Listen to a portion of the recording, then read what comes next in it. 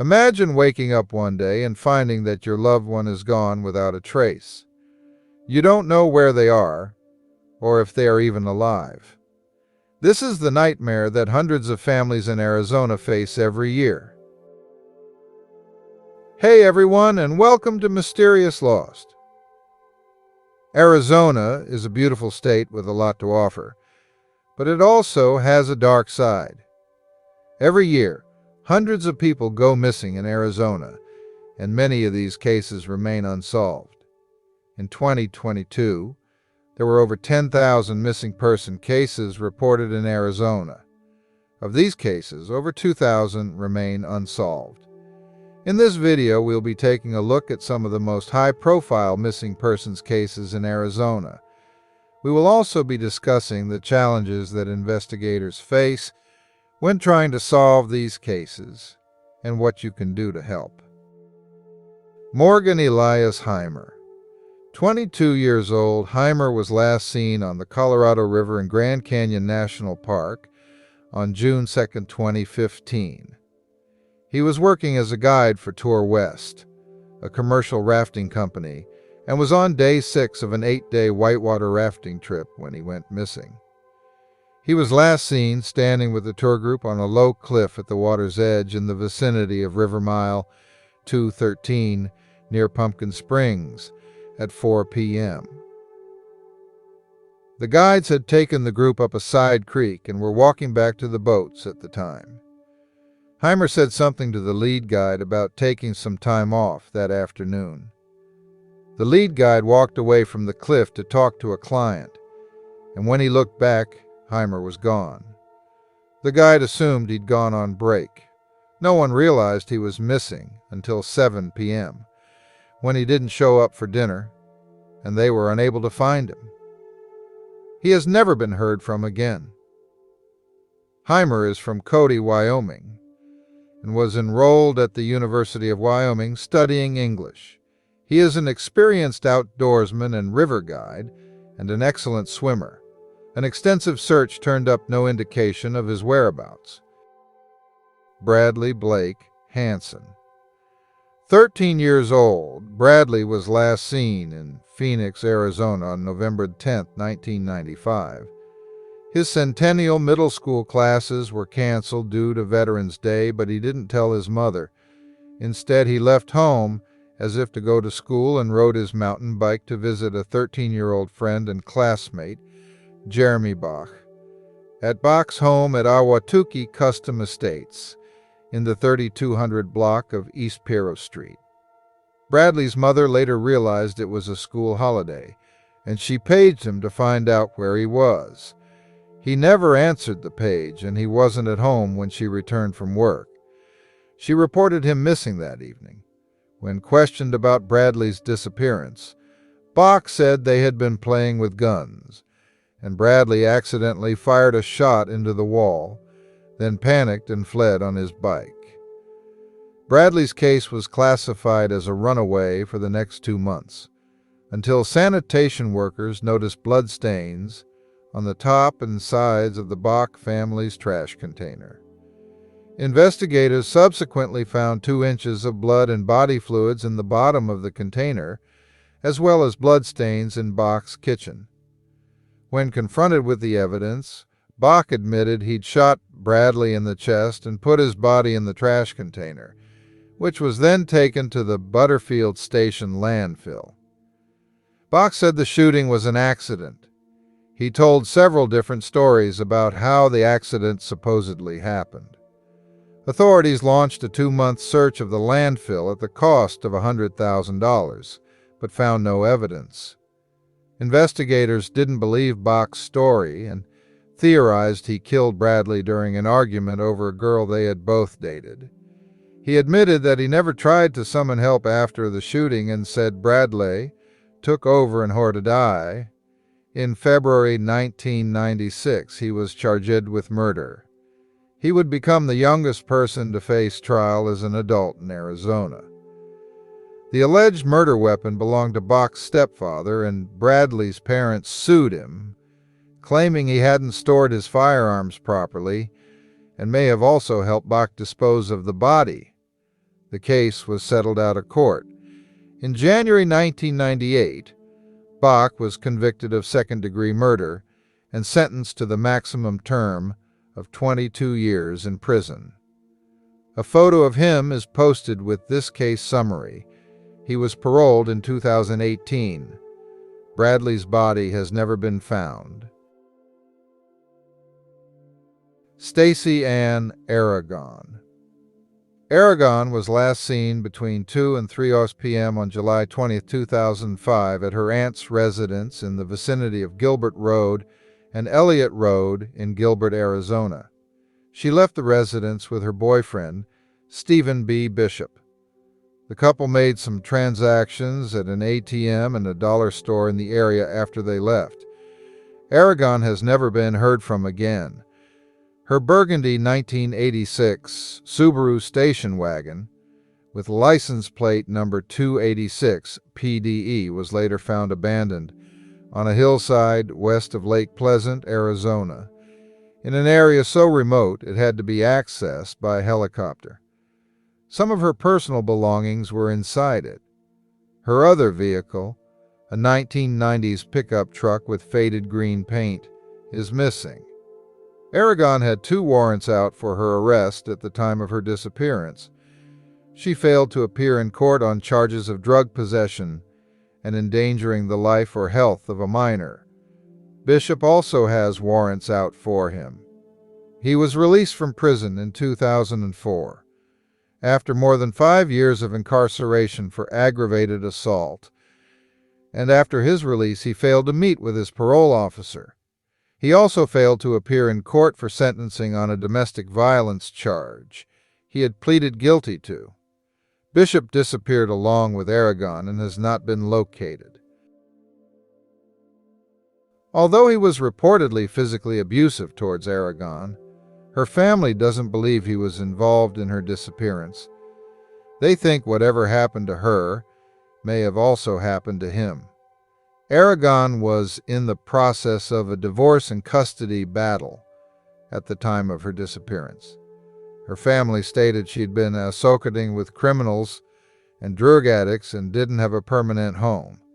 She would stay with relatives in Gilbert, Peoria, and Phoenix, Arizona for a few weeks at a time.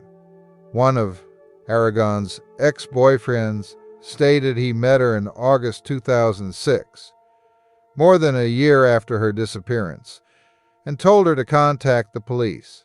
She never did, and their alleged meeting has not been verified. This man later told police that Aragon's name had been on a hit list and that she was murdered. Aragon's relatives are concerned for her safety and fear she may be deceased. She has 3 young children, one of whom was killed in a drunken driving accident 4 months before her disappearance. He was 10 years old. Aragon's loved ones stated she was deeply depressed over her son's death, visited his grave for hours on a daily basis, lost a considerable amount of weight, and made statements about not wanting to be here anymore.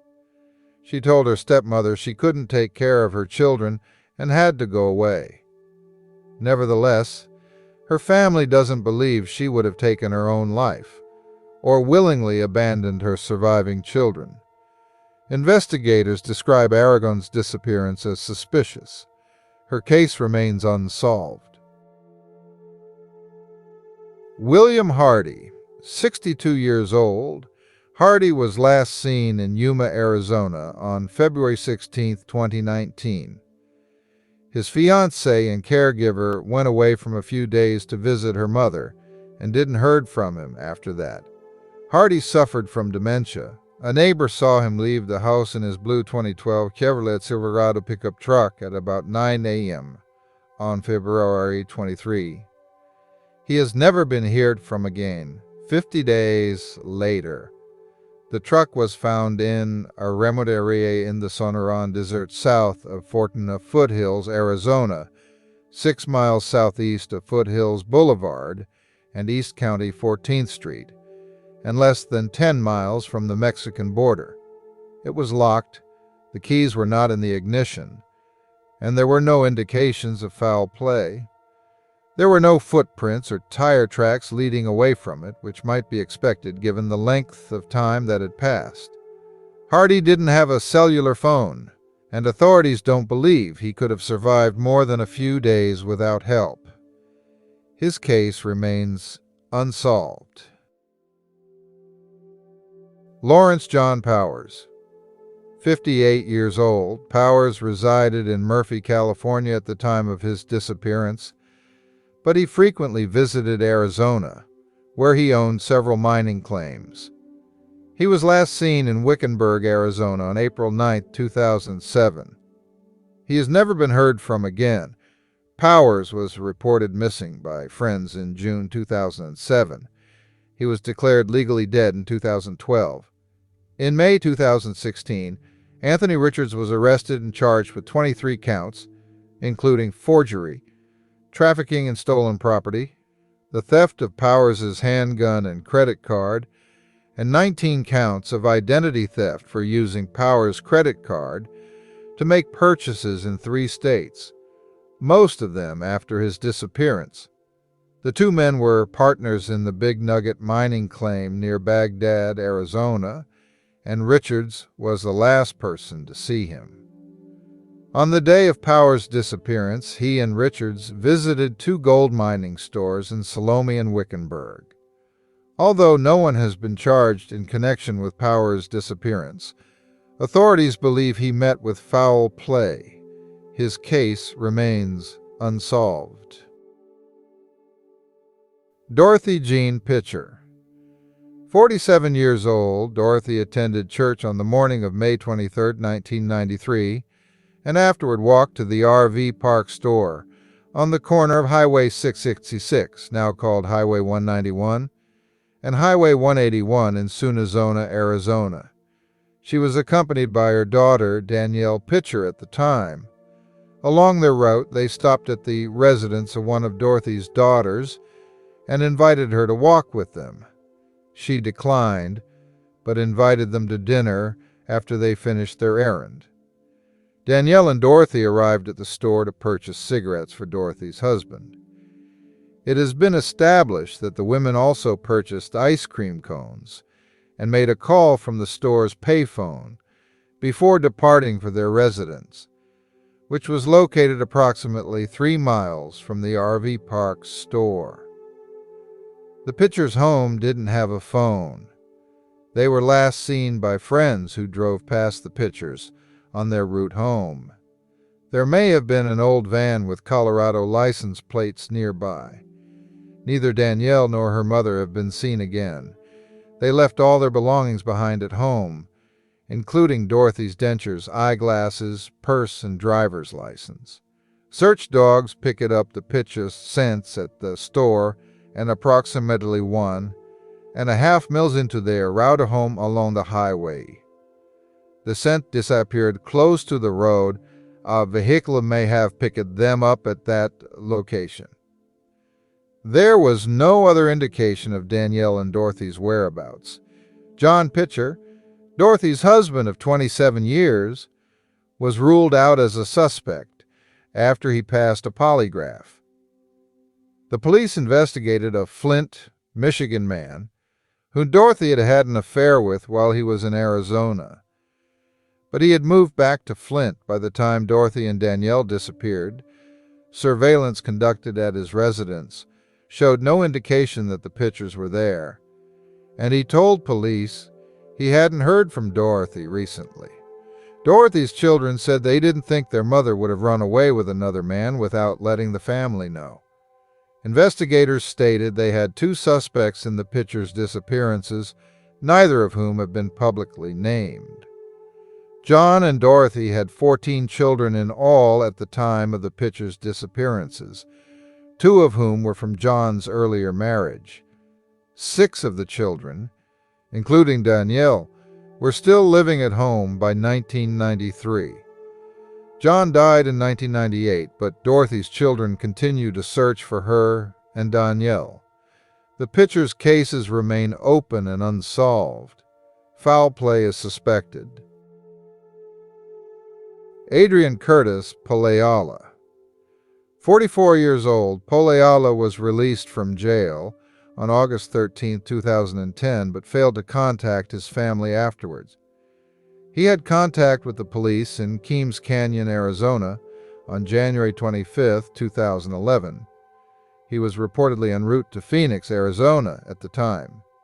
He was reported missing on April 30th, 2012, a year and a half after his family last heard from him. Poala is a talented woodcarver who has sold his Kachina figures in art museums. Friends of Poala's family reported having seen him selling his artwork at the Heard Museum in Phoenix, but this hasn't been confirmed. The last confirmed contact with him was in January 2011. His case remains unsolved. Wade Michael Anie. 38 years old, Anie contacted his family from Yuma, Arizona on July 13, 2001. He was living in a shelter at the time and said he planned to travel to Mexico. He has never been heard from again. Anie has been diagnosed with paranoid schizophrenia. He may not be taking the medications prescribed to regulate his condition. He is originally from Pleasant Hill, California, and that city's authorities are handling his investigation. Anie leads a transient lifestyle, and his current whereabouts are unknown. Thank you for watching this video. I hope you found it informative. Please subscribe to my channel for more videos about missing person cases and other important social issues. Please stay safe and be kind to each other.